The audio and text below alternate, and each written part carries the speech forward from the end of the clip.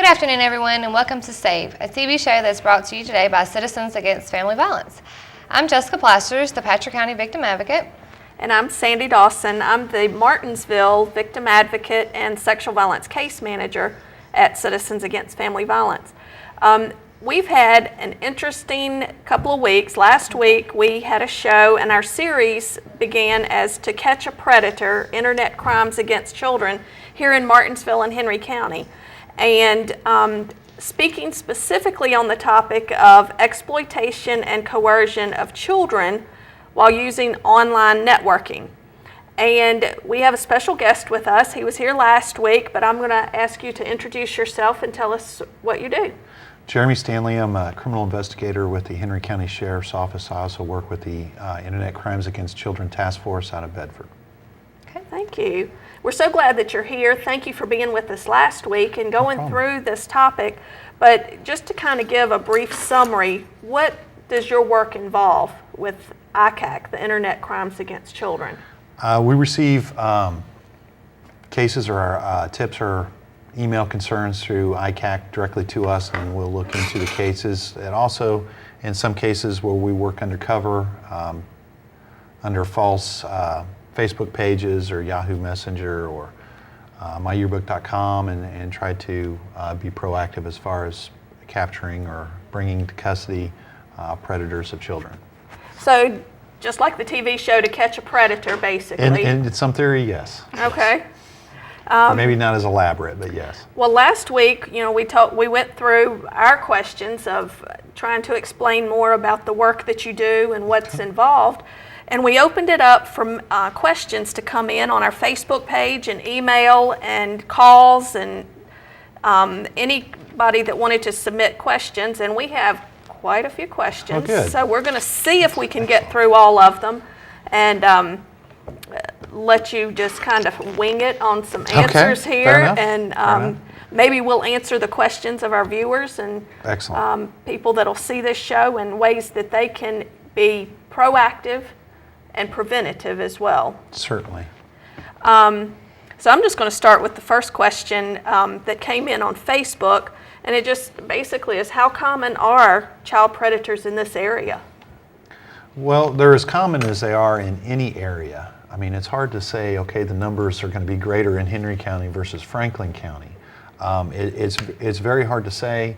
It's more and more common now because of the internet. It used to be, like we discussed last week, the predator would go to the playgrounds or try to pick you up at a bus stop. Now they can just simply get on their Droid phone and communicate to you through Facebook.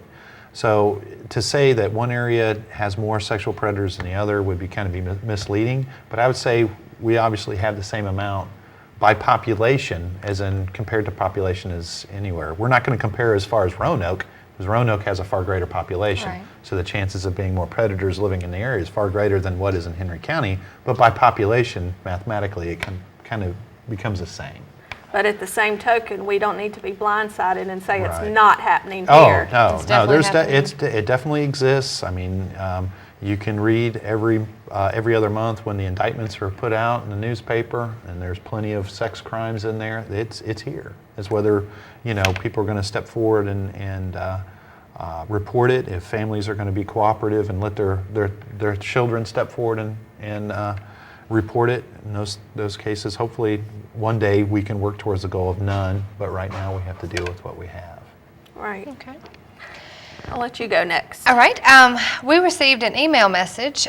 This was actually from a high school student. Okay. And it says, what age is considered a child predator? Is an 18-year-old talking to a 15-year-old a predator? Is that considered a predator? And I know that age thing is a little sketchy, so. Well, I think that if you look at the word predator in itself, if I was to say predator, you're thinking about the 45-year-old single male standing out at the playground wanting to prey on an 8-year-old child. In this case, 15 to 18, as a parent myself, I'm not comfortable with it. But, I mean, you could be dealing with a sophomore in high school dating a senior at 15 to 18. Now, technically, the 18-year-old is an adult. And if there's any sexual activity, it's still a crime because the child's, whether it's consensual or not, the 15-year-old is still technically a child. So the 18-year-old could be held, it could be punished obviously, criminally.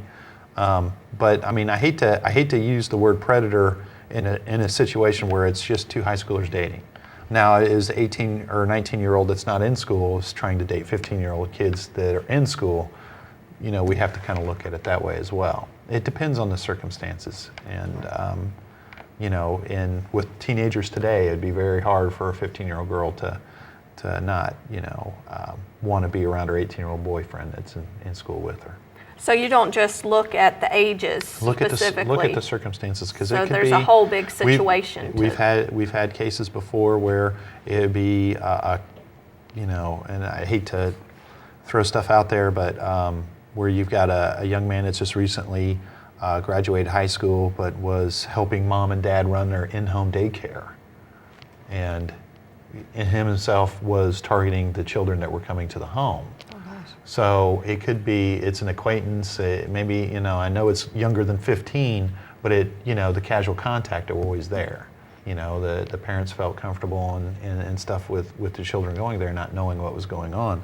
Or it could be, you know, different circumstances. I don't want to dwell on the age. It depends on the circumstances that these things are happening. And then maybe even perhaps parental consent as well. Well, parents can't give consent for. Well, what I'm saying is, if there's, if they're allowing them to date, if the parent knows that they're dating an Right.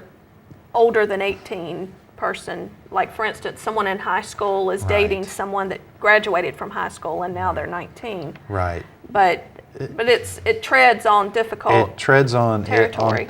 It treads on thin waters. Now, as the Commonwealth, are we going to go out and we're going to try to get every senior that's dating a son? No, it's not a. But as the complaints come in, you know, everything may be puppies and kittens right now. But what if the 15-year-old becomes pregnant and now the parents are upset, and this 18-year-old boy they want held accountable because their child's pregnant? It could be messy really quick. You know, so I strongly suggest. I mean, myself as a parent. No, I have daughters, and there's no way I would let my 15-year-old daughter date an 18-year-old boy, Right. even if they were in school together, just by theory of age. But I mean, it's, you know, every parent's just got to be careful and hope they make the right decisions for them, you know. It becomes a lot different, like you said, when that child is over 15. It becomes more difficult. Right. Or a different type of charge. Right. Okay. We had another question. This was actually on a Facebook post, and it said, at what point does it become a crime to talk to a child? What do you look for to determine that it's a predator talking to a child? And this was from a teacher, a school teacher, but it's actually a father as well. Okay.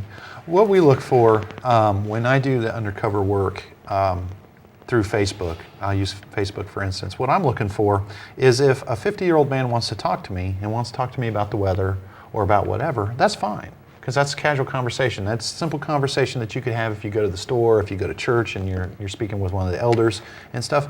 Generally what we'll do is we'll wait for them to make it a sexual tone. Once they know it's a sexual tone, once I get that, you know, hey, do you have a picture? You say, will you show me this? Or, hey, have you ever, and they start talking in a sexual nature. That's when I know it's a predator. Someone just simply asking them, you know, I'm a strong believer that you don't give out a whole lot of information about yourself on Facebook, but you know, if it's just casual conversation, it's one thing. Once they start asking about, you know, have you ever kissed a boy, have you ever had sex, stuff like that, that's when you should perk up and know that contact's inappropriate. And if that does happen, if you do have a child that's receiving those type of messages from an adult, please don't hesitate to give us a call, because we'd love to look into it for you. Mm-hmm.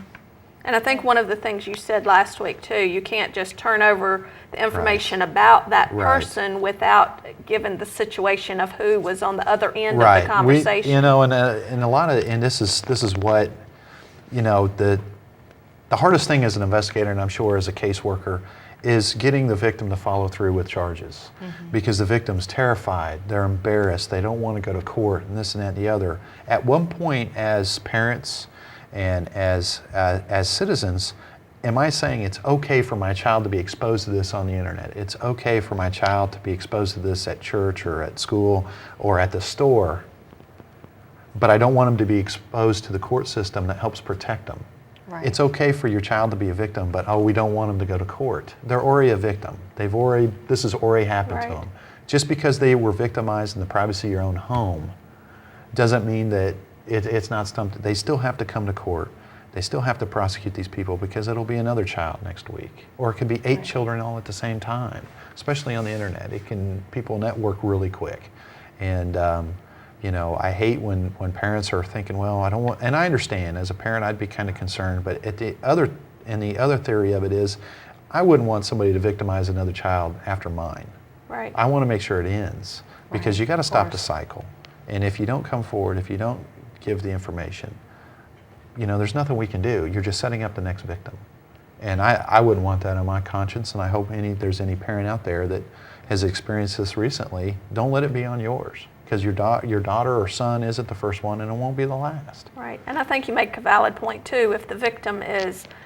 If something has happened anywhere else, and it's fine for them to be exposed to school and the stores and the internet and Right. TV and Right.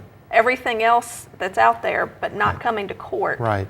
That's, we need to open up and say, these are situations, and we just deal with it Right. as And it as comes. far as a juvenile will testify in a closed court.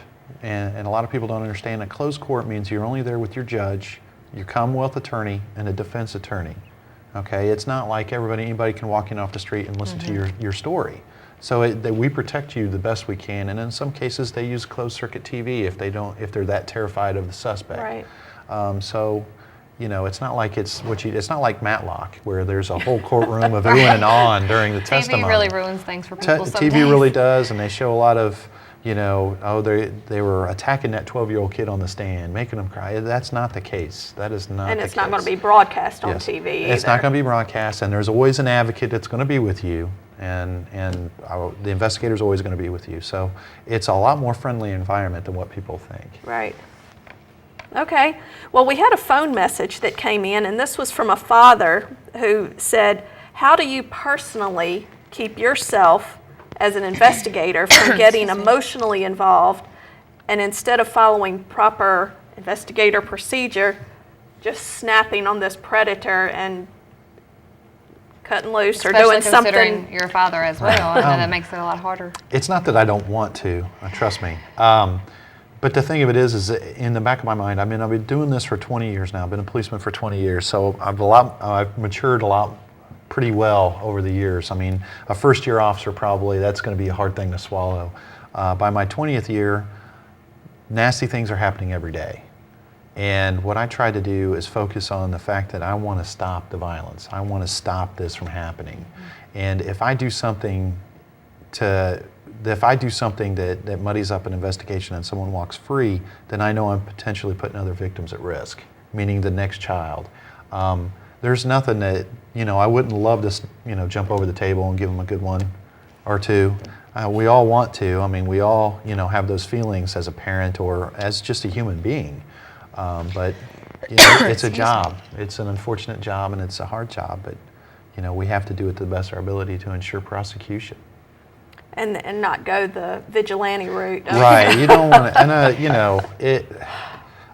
I hate to give out advice on that. Obviously, if we don't want people acting out against offenders on their own, we want the police to handle this. But it's an emotionally charged issue, and I would be lying if it doesn't affect some of me or part of me, and that I do become attached to victims. I do feel their pain. I try to follow up the best I can, and it's a sad way to earn a living, but somebody has to do it. Somebody has to stop the violence. And that's the same way with advocates. We Right. get personally You involved. You get attached, and you want them to do well. And we don't like the situations at all, but definitely just continue to stay focused on what the main goal is. Correct.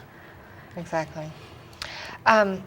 We had a phone call come in, and after this one, we'll take a quick commercial break because we have some more questions to ask. We had a phone call come in. It says, and this was just from a concerned citizen. It says, does ACAC look at provocative profiles of children as well? Yes, they do. I don't want to say to what extent, because I've always been told not to tell the tools of the trade, but yes, they do.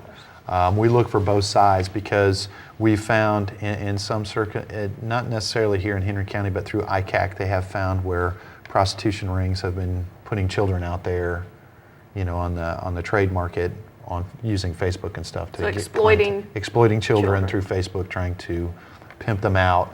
Not necessarily here in Henry County, but it has been found. So they do keep an open eye for that as well. Okay. Yeah, that was something that I was concerned about. When they're doing these investigations, do they ever run into, like human trafficking? Do they ever run into where it finds out that it was human trafficking? It has. It has. Not necessarily here in Henry County. I Right. just came back from a conference in Kentucky a few months ago, and yes, there has been occasions where they've hit a home, and it's, they're pimping out, foreign children and prostitution and stuff. So yeah, it has. Oh, gosh. All right, we're going to take a quick commercial break, and when we come back, we have a few more questions to ask. Thanks.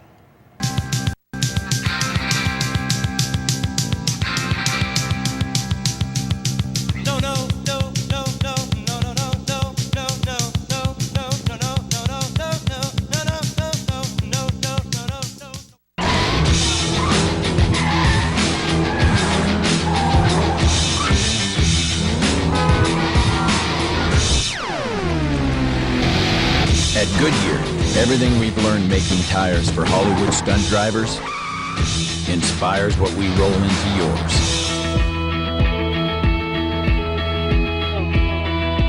Assurance Comfort Tread Touring. Refined handling for a smooth ride. Goodyear. More driven.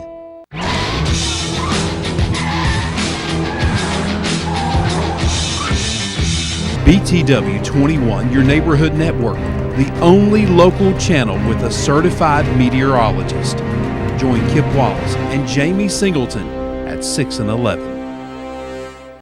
Martinsville and Henry County, welcome to Los Norteños. We welcome you. Are you ready to experience truly authentic Mexican food delivered to your table hot, fresh, and fast? Then you're ready for El Norteño and Los Norteños in Martinsville and Collinsville, Virginia. At both locations, you'll find an extensive and diverse menu of traditional Hispanic appetizers, entree, desserts, and drinks. Take advantage of daily lunch and dinner specials. Book corporate and private parties, or enjoy a delicious meal with family and friends while listening to a live mariachi band. If you're ready to experience truly authentic Mexican food, then you're ready for El Norteño in Martinsville and Los Norteños in Collinsville, Virginia. Whether you're at work or at home or using your mobile device, you can always find out what's going on in Martinsville and Henry County by liking us on Facebook. Hello, I'm Creed Taylor with Taylor's Tax and Financial Center. We're here to professionally serve you. We are proven, prompt, professional, and confidential. We provide accounting services, expert income tax preparation, retirement, and financial services. Come see us at Taylor's Tax and Financial Center, 15 Henry Street, Martinsville, Virginia. We're here to professionally serve you. BTW 21, your neighborhood network, the only local channel with a certified meteorologist. Join Kip Wallace and Jamie Singleton at 6 and 11. What are you doing? Daddy, we shouldn't want the quick lube. With our full-service oil change, we check and fill aisle fluid, your washer fluid, power steering fluid, brake fluid, transmission fluid, and coolants. We also check your tire pressure, air filter, belts and hoses, and much, much more. We even vacuum your interior and wash your windshield. Remember, we are more than just an oil change. Come and see my daddy for all your vehicle needs.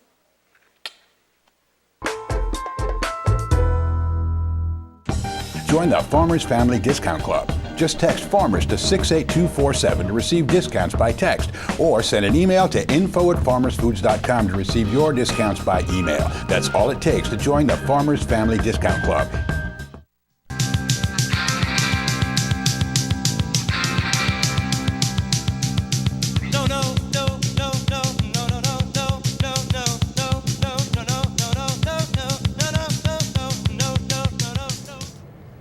All right, welcome back to S.A.V.E.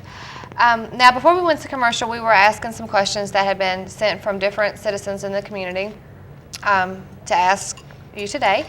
And I have a question here that was actually a message on Facebook from a parent. Okay. And a little more into detail than the other questions. So this is what she said. She said, I found some nude pictures of my 15-year-old daughter that she emailed to a guy. I don't know how old he is, but he looks over 21. She regrets doing it and says she wishes she had never taken the pictures, but she did it because he asked her to send some special pictures for his eyes only. Okay. I know this is an internet crime, but if we report it to the authorities, will my daughter get in trouble? And what will she have to go through? Well, simply no. The 15-year-old would not be in trouble because as we're doing this show, it's exploitation of children, and that's one way you exploit a child is you convince them that, hey, you know, we're in a good relationship, or hey, I'm your special friend, send me these type of pictures, which happens all the time. It's pretty rampant. In the cell phone era and the Droid era, it's easy to snap a picture of yourself in the bathroom or what have you and send it to whoever it is that you think you're sending it to. It's actually very common. The 15-year-old's not going to be held accountable for the pictures. Yes, I mean, as a parent, you know, you may want to, you know, handle that in your own means, but legally she's not going to be held to any standard. Now, as far as what she's going to go through, it'd be just like any other victim. There's going to be an interview, obviously, with officers. There's going to be a court appearance, or maybe not, because generally when you get a suspect like that that's asking for those type of pictures over the internet, that there's multiple victims. So, you know, sometimes you see court, sometimes you don't. There'll probably definitely be a preliminary, but you know, it's the same process of being a victim of any other crime. And the one thing I want to key on to is a lot of parents out there that have come across this and they're too embarrassed or too ashamed of what their children have done, or their child is too embarrassed or ashamed of what they've done to step forward. And it's not about embarrassing, but there's a reason you need to step forward is because there's an adult out there that's asking for these type of pictures of your child and other children, and we need to try to stop that. We need to try to limit the damage that is done across this country by these internet predators against these children. So the 15-year-old is not necessarily going to get in trouble for sending a nude picture. No. And that comes into play because they're minor. They're a minor, but then they've been asked They've to been send. asked to. It's not. Now, if the 15-year-old child is just randomly sending these pictures, I mean, you know, heavens forbid that's happening, because that's different. It's completely different. If the 15-year-old child is sending pictures of herself to other children, asked for, then yeah, that's a different story, and they could be held liable. In this instance, though, however, you have the adult soliciting it from a child, and it's generally not too hard to go back into the text messages and emails to see what they're asking for. So the 15-year-old in that circumstance would not be a suspect of any crime. They would be considered the victim. Okay. Do you want the next one, or do you want me to? Yeah, let's go through this conversation, or this situation. It's kind of lengthy in the story here. This came from a Facebook message. My son, who is in high school, is communicating through Facebook with an older woman that is divorced with children. One of the messages from her says that she can't wait to meet him, and that he, my son, who's in high school, is more of a man than her ex-husband. She keeps asking him when they can meet, and I've asked him to stop communicating with her, but he keeps saying it's innocent. My question is, what are my rights as his parent legally, and what should I do? Well, the first thing she should do is report it, and report it to us so we can look into this. Her rights are just the same as rights of any other parents. Anything that you find your children engaged to on the internet, where you feel that it's, whether you feel it's a violation of law or not, don't hesitate to call.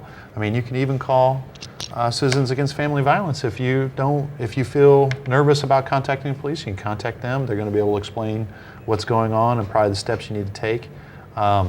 That sounds to me as a predator situation. You have obviously an adult female with children that wants to have a relationship with a younger boy. That sounds to be a type of a predator. I mean, don't get locked into the fact that the predator can only be a male. Exactly. Okay, because we're finding more and more now with the internet that it's no longer, the numbers are so. Hands-on predators, generally it's a lot more male than female. As the online stuff, it's getting pretty close to being neck and neck because of now that you could reach the wide reach of, the internet and the different social networking sites.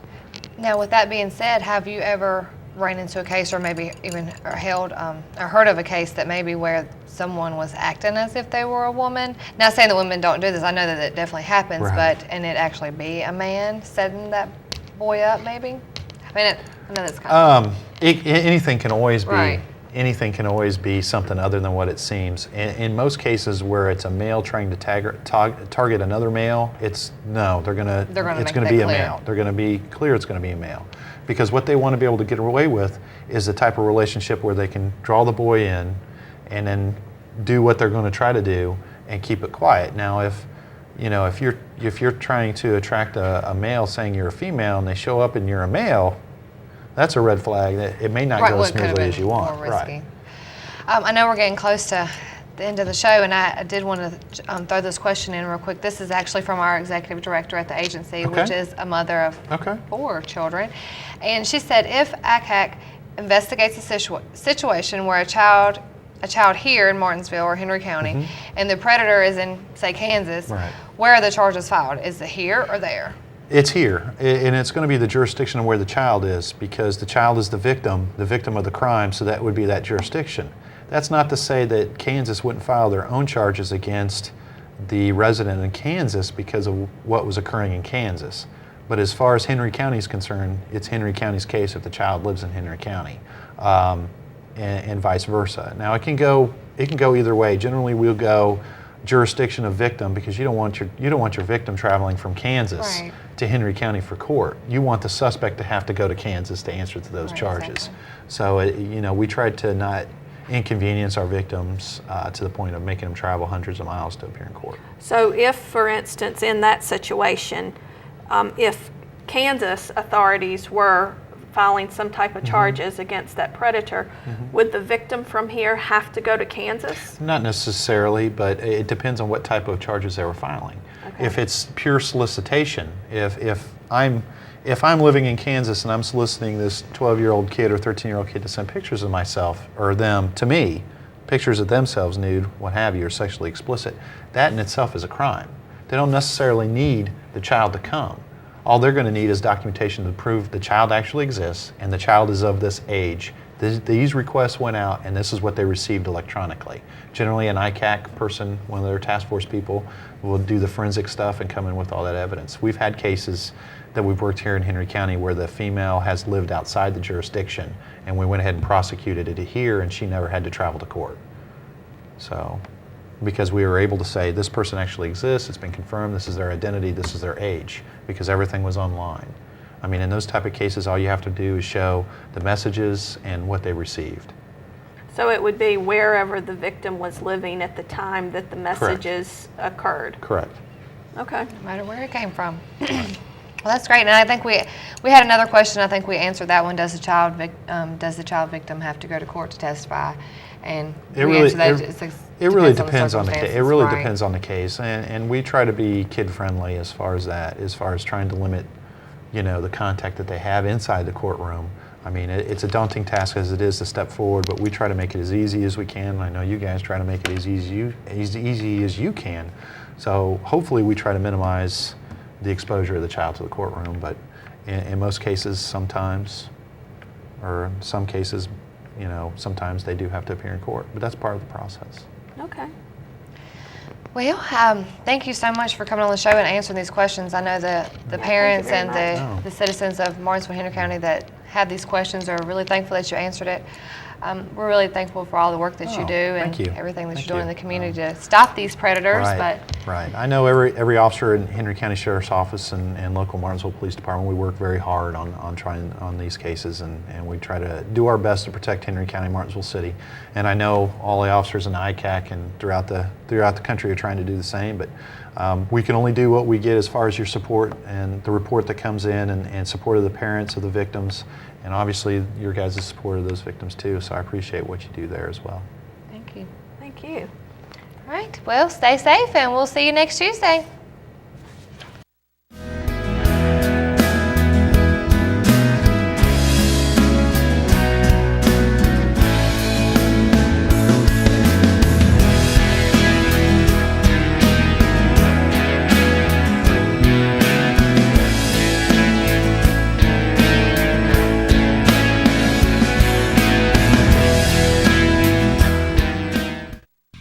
Nelson Toyota introduces proof pricing on all used vehicles. Real proof that you're saving money. Saving every penny counts. We research used car prices from all competitors, then price ours for less. Saving money means a lot to me. Price matters to me and my family.